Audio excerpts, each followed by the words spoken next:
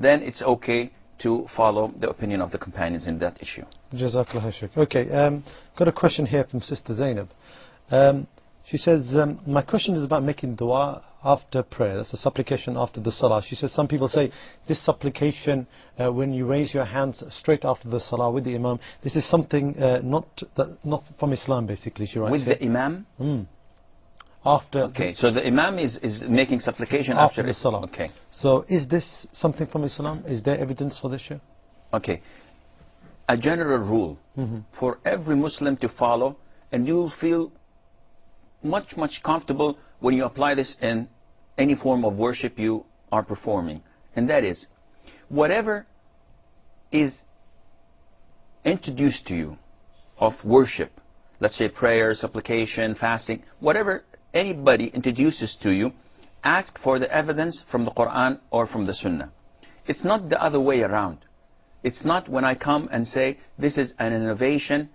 It's not logical for a person to say give me the evidence, because the Prophet ﷺ did not list a whole list of innovations and you just examine them and say, well, this has been already mentioned by the Prophet ﷺ. The Prophet ﷺ gave us a general rule, and that is whoever innovates in the religion that is not part of my teaching, then this is rejected. Therefore, anyone claiming that this is a form of worship, he has to provide the evidence. If he fails to do this, then this is an innovation.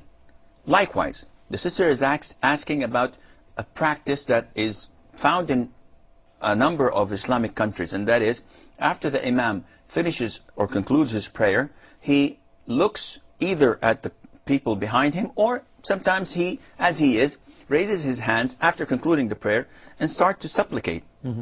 Innovated supplications, and some of it is part of the Sunnah, but the Prophet ﷺ had never done this before or after. And the people praying behind him would say Ameen, Ameen, Ameen as he goes on supplicating. It was never reported throughout the 10 years that the Prophet ﷺ had spent in Medina, and he used to pray 5 prayers, leading the 5 prayers leading the congregation. Never ever was it reported that he had done this once. Neither did his 4 companions, Abu Bakr, Umar, Uthman and Ali.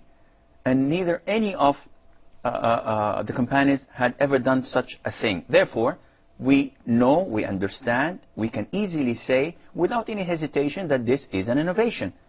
And even if someone claims and said, well, this is something that is good, it's good innovation. We say that the Prophet ﷺ himself told us that every innovation is dalala, it's something that sets you astray, and it would take a person who innovates to hellfire.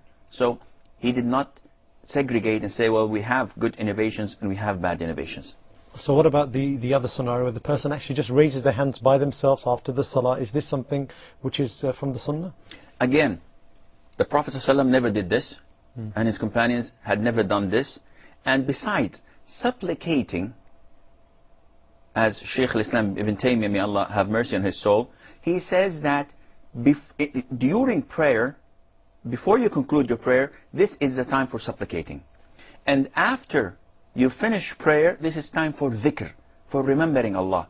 And the evidence behind that is that the Prophet ﷺ, when he taught the companions how to say the tashahhud and how to pray and ask Allah Azza wa Jal to praise the Prophet ﷺ at the very end of the salah, he told them that after you finish this, before you conclude your prayer, before you offer the salam, you may supplicate as much as you want, and you can ask Allah anything you wish.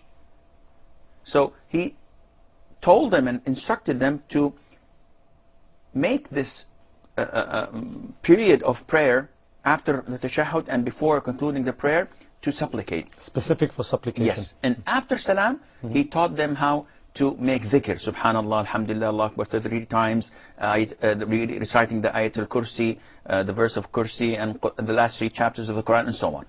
Jazakallah.